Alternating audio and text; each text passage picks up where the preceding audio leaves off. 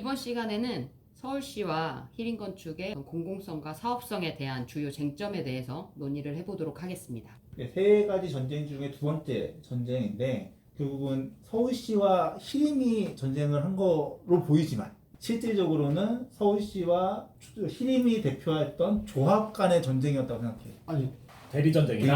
대리전쟁? 어. 그치. 왜냐하면 결국 조합들은 히림을 선택했고 히림이 아니 마음에 들었던 거지.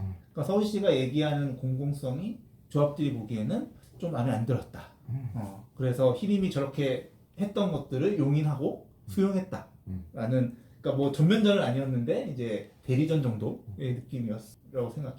크게 쟁점은 뭐 여러 가지 쟁점들이 있었는데 좀 정리해 보면 두 가지라고 생각해. 첫 번째는 설계공모 지침을 위반하였는가. 이건 이제 법률적인 얘기지. 나중에 소송됐을 때에 가장 핵심이 되는 쟁점일 거고, 두 번째는 그럼 히림이 제안한 것들이 정말 실현 가능한가. 360%라는 용적률이 가능한가에 대한 두 가지로 좀 나눠서 얘기를 해봐야 되는데, 근데 첫 번째는 이게 우리가 이제 이렇게 설계 공모나 제안을 할 때 항상 가장 중요한 게 지침서, 가업 내용서나 뭐 공모 지침서잖아. 거기에 어떻게 써 있느냐가 항상 제일 중요한데, 서울시와 해안이 얘기한 건 아니 우리는 용적률의 얘기를 하는 게 아니라 원칙의 얘기를 하는 거다. 원칙상으로 실격 처리 대상을 명확하게 규정하고 있었고, 실격 처리 대상의 건폐율 50% 이하, 용적률 3종 일반 주거지가 300%, 준주거 400%를 넘으면 실격이다. 그러니까. 라고 정확히 써놨다는 거야. 그러니까 히림의 안은 그냥 이것 때문에 실격인 거지, 용적률이 어쩌고 뭐 어쩌고저쩌고 그런 얘기가 아니더라고 얘기를 하는 거고. 근데 해안의 히림의 입장은 이렇게 한 건 맞는데, 실격 처리 대상이 저렇게 돼 있는 건 맞는데, 5번 설계 지침을 보면 정비 계획안에 따라 공모작을 제안할 때 수익성 제고를 위한 아이디어를 제안에 포함해야 된다. 그래서 수익성을 제고할 수 있는 창의적인 것들을 제시하라고 했고, 우리는 그 창의적인 거를 제안한 것 뿐이다. 결국은 나중에 될지 말지는 서울시가 결정하면 되는 거고, 우리 분명히 단서 달았다. 나중에 바뀔 수 있습니다. 단서를 달았다는 거지. 이거는 이제 법률적인 문제인데, 그러니까 결국은 그러니까 여기서 원래 조합이 의도했던 건 아까 뭐 해안이 제시했듯이 상업시설을 뭐 어떻게 누구한테 분양해서 어떻게 할 것인가 정도의 프로그램적인 얘기했는데, 그거를 좀 확대 해석했다고 해야 되나? 근데 또 그게 틀렸다고도 할 수 없는. 그렇지. 예. 조금 애매하게 지침이 나왔지. 사실 저기 4-2의 실격 처리 대상에 대한 기준이 명확히 줬다면 설계 지침 저쪽에서도 그 기준 내에서의 사업성 그 제고를 위한 아이디어를 내라 뭐 이렇게 좀 명기를 해주던가.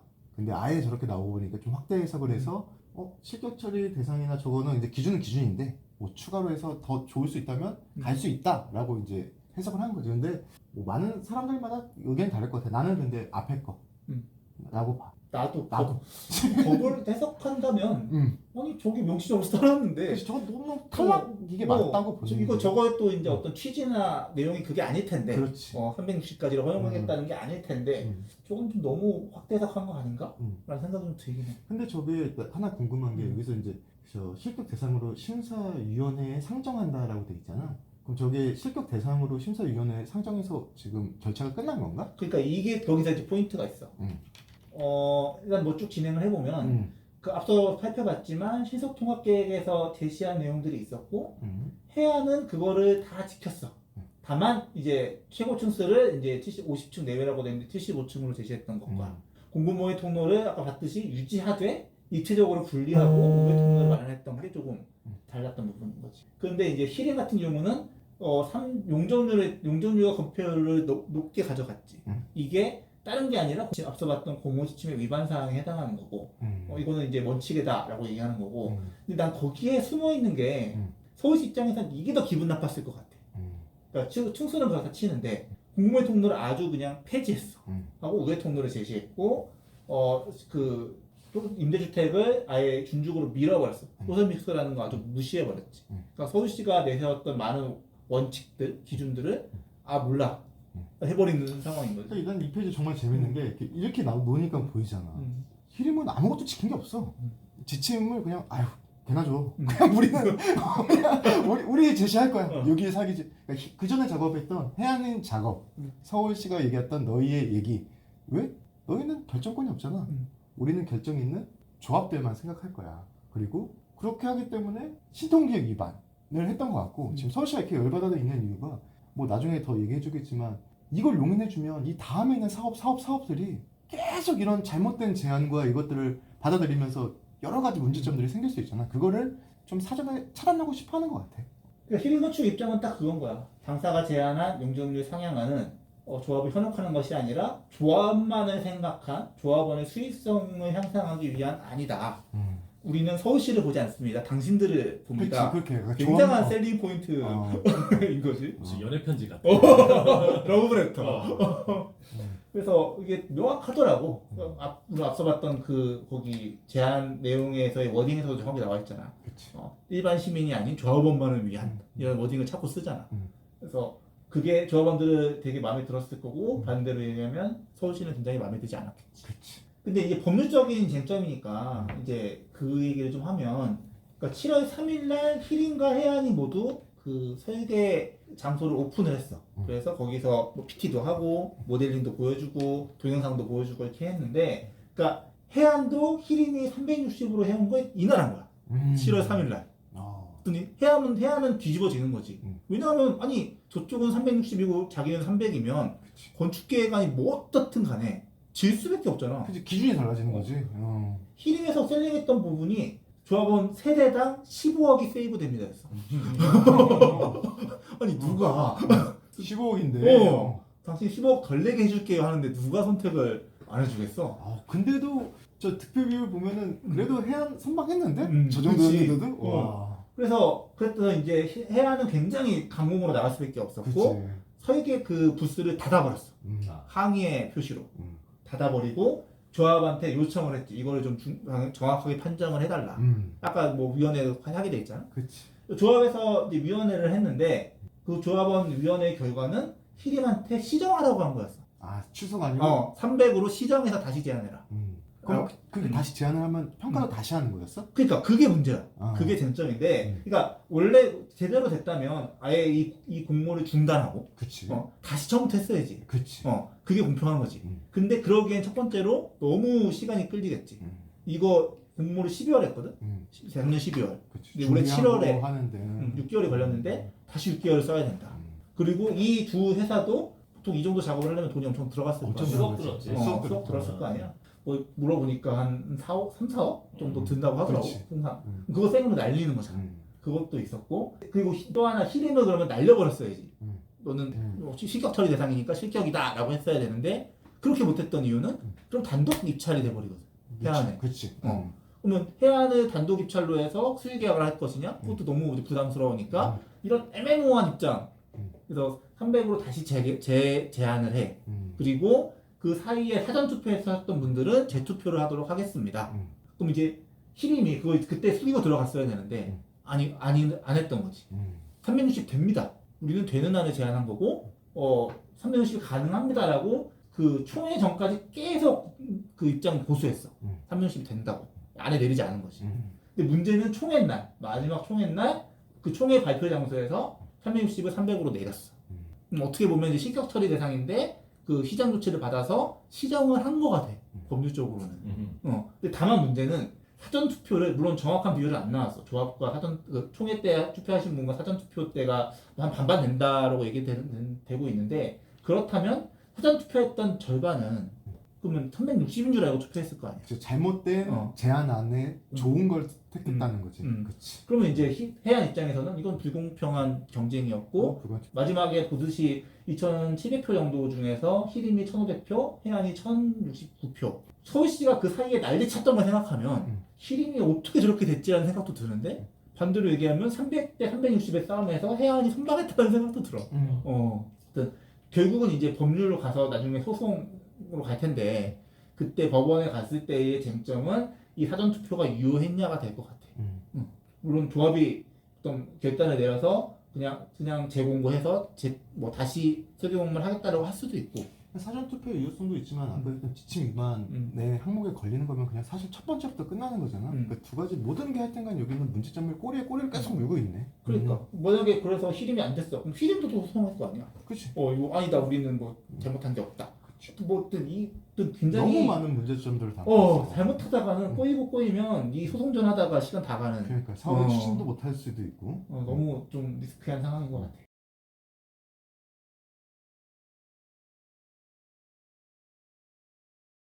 두 번째는 이제 용적률. 우리 입장에서 보면, 도시계획 입장에서 보면, 야, 용적률 360이 되는 거야? 그러니까 히림이 제안했던 두 가지.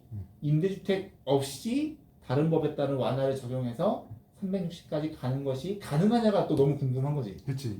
저번 시간에 얘기했던 그 3종 일반. 그 전에 서울시가 갖고 있던 롤은 아까 얘기했던 임대주택 없을 때는 250이 맥시멈이었어. 근데 얘는 그 부지에서 분명히 임대주택도 뺐단 말이야. 근데 그걸 360까지가 가능하다라는 게 이제 얘기를 하는 거잖아요. 그래서 이제 그러니까 서울시 신속통합기획에서 얘기했던 용적률 체계는 이래. 보면 준주거 쪽을 좀 생략하고 3종만 보자면 기준 용적률이 이제 220%. 이건 출발점이라고 보면 되고 거기에 이제 아까 봤던 뭐 그 공원이라든지 덕계공원, 보행교, 뭐 문화시설 이런 것들을 다 내면 한 263 정도까지 갈 수 있고 거기서 300까지는 임대주택을 절반하면 나머지 절반을 완화해줘서 300까지 달성하는 체계. 그러니까 서울시가 지금까지 고수해왔던 체계를 이제 유지하는 안으로 이제 작성을 했고, 뭐 준주거도 마찬가지로 비슷한 체계로 그대로 간 거지. 근데 이제 시림이 제안했던 건 그러니까 기준이 220을 230으로 올렸어. 왜? 그러니까 220이라는 건 그 부지 안에 그러니까 그 기준 용적률이 230은 3종일 때 230인데 2종들이 섞여 있었어. 그래서 가중평균하면 220이었는데 무슨 소리야? 3종이잖아 원래. 난 3종으로 올릴 건데 난 그냥 3종으로 적용할래. 이것도 되게 파격적인 우리 입장에서 보면 그래? 모르지 않았을 텐데. 당연히 알았지. 이왕 이미 저지를 때 뭐 이런 게 중요해 뭐 하겠지. 그리고 대신에 기본 체납은 많이 할 생각이었던 것 같아. 230에서 원래 아까 267 정도였던 거를 한 300 정도까지 끌어올려서 기본 체납을 많이 할게. 그게 뭐 덕기공원이나 저런 것들이었겠지. 대신에 이 300에서 360까지를 그 개발법에 따른 이제 인센티브를 받는데 그게 이제 지능형 건축물. 이게 이제 우리가 뭐 인텔리전스 빌딩 할 때 쓰는 거잖아. 그거 하고 ZEB, 그러니까 제로 에너지 빌딩으로 하는 거, 그다음에 장수명 인증 이 세 가지로 이제 가져가는 걸로 계획을 한 거지. 이게 어떻게 가능하냐? 그래서 이게 두 회사가 엄청나게 언론 플레이도 많이 하고 유튜브에서 나와 있는 것도 굉장히 많은데 크게 이제 네 가지 근거를 들었어. 첫 번째는 국토개혁법이 개정돼서 360까지 가능합니다. 두 번째는 지구단위계획 수립 기준이 개정돼서 그 아까 360까지가 상향되는 걸로 이미 허용된 상태입니다. 세 번째는 그거에 따라서 친환경이 원래 의무적으로 했어야 되는데 공동주택 허용정률에서 뺐다. 상한으로 보냈으니까. 그러니까 추가로 더 주는 걸로 보냈으니까 허용해서 뺐다라는 거고 그 다음에 그에 따른 정비기본계획은 현재 재정비 중에 있고 여기에 반영돼 있는 걸로 알고 있다. 라고 이제 홍보를 했어. 이거 우리는 이제 실무적으로 그러니까 다른 유튜브들과 다르게 차별적으로 가져갈 수 있는 건 이것들을 정말 짚어보자는 게 중요한 것 같아. 가정을 더했네. 그러니까 이게 지금 당장 되는 건 아니다라고 인정을 해. 하지만 트렌드가 가고 있다. 서울시 정책도 이미 그 방향으로 가고 있고 우리는 그 정책을 굉장히 민감하게 읽고 선제적으로 제시한 거다. 그래서 가능하다. 충분히 서울시랑 얘기해 볼 수 있습니다라는 게 히림의 입장이었어. 이 모든 거는 공무지침상에서의 수익성 제고를 위한 아이디어. 하나씩 보자. 그러니까 국토개혁법이 개정이 됐어. 2021년 10월 8일에 개정이 돼서 용적률을 이제 우리가 용도지역 용적률이 있는데 그걸 완화할 수 있는데 여러 법에서 완화하도록 되어 있는데 걔를 중첩한다 했을 때 시행령 용적률의 1.2배까지 가능하다. 일반 지역은 지구단위계획구역이 아닌 데는. 다만 지구단위계획구역은 지구단위계획에서 정하는 범위까지 가능하다고 법이 개정이 됐어. 근데 이거는 좀 연역을 살펴봐야 되는데 그러니까 원래 이 조항이 없었는데 그래서 그 지구단위계획구역이 아닌 일반 지역에서는 용적률을 중첩해서 해갔었어. 그래서 뭐 상업지역인데 뭐 1000% 간 데도 있고 뭐 중공업지역인데 560% 간 데도 있고 막 해. 근데 이제 어느 누군가가 2020년쯤이었는데 법제처에 지뢰신을 넣은 거야. 이 개별법에 따른 완화들이 많은데 얘를 중첩하는 게 가능합니까? 라고 넣었더니 법제처에서 그건 법에 정해져 있지 않아서 불가능합니다 라고 회신을 준 거야. 그래서 모든 사람이 다 뒤집어졌어. 모든 사업들이. 왜냐면은 자기는 중첩해서 800 원래 800인데 1000으로 가져가는 걸로 해서 허가 막 받으려고 다 사업부 짜놨는데 갑자기 잘려버린 거지. 그래서 난리가 나니까 국토부가 부랴부랴 법을 개정해서 그때 이렇게 중첩할 수 있고 그때 상한은 여기까지입니다 라고 한 거지. 그러니까 이게 어떻게 보면 중첩을 허용해주기 위한 것도 있었는데 또 반대로 생각하면 무조건적인 중첩은 안 돼. 끝도 없이 올라가는 건 안 돼. 상한치가 있는 거야 라고 한 거지. 사실 이거는 필요한 규정이었어. 그리고 지구단위 계획은 왜 별도로 정하냐? 지구단위 계획은 원래 기본 체납하면 조례 용적률의 2배까지 가능하거든. 근데 시행령 1.2배로 하면 오히려 낮추는 꼴이 돼. 그래서 이의 제기를 하니까 그래 그럼 그건 지구단위 계획에서 알아서 정하세요 라고 한 거지. 그러니까 딱히 시행령 1.2배를 안 된다고 한 것도 아니었고 오히려 지구단위 계획 구역이면 더 올리는 게 지금은 맞는 상황이긴 해. 보자고. 흥미로운 지점이야. 그래서 이제 이 개정에 대해서 시림에서 이거를 거의 A1 사이즈로 뽑아가지고 그 홍보 부스에다가 딱 걸어놨어. 된다라고 서울시가 멘션을 해줬다. 그치. 그래서 이거를 이 파란색 테두리 된 건 내가 친 거고, 그러니까 이렇게 이거를 이제 하이라이트해서 이제 보여준 거지. 용도율 최대 한도는 300% 이하인데 120%까지, 그러니까 360까지 중첩이 가능합니다. 라고 멘션을 해줬어. 저 공문의 날짜가 7월 5일이네. 그럼 그렇지. 이 제안안을 앞에서 일단 제안안을 발표하기 전에 받아 놓은 거라는 거네. 받아 놓은 건데, 그러니까 좀 확인이 좀 필요한데, 이 의미심장한 건 이걸 친해준 데가 건축기획과라는 거야. 건축기획과는 건축심의를 하고 건축허가를 내주는 부서거든. 근데 이거의 직접 당사자는 공동주택 지원과야. 정비계획이기 때문에. 그리고 지구단위계획구역 내외의 어떤 판단이기 때문에 또 아니면 지구단위계획을 주관하는 도시관리과가 해석을 내려줬어야 되는데 그게 아니라 건축기획과한테 받은 거고 이 사람들의 멘트를 좀 잘못 쓴 거지.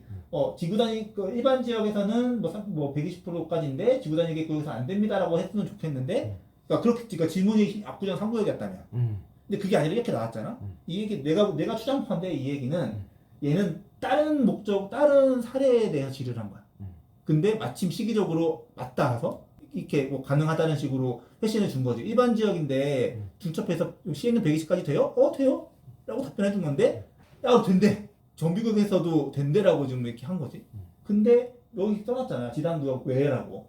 그래서 해안에서 다시 한 구역에 이게 되냐고 명시적으로 물어본 거지. 그래서 거기서는 안 된다라고 답을 준 거야.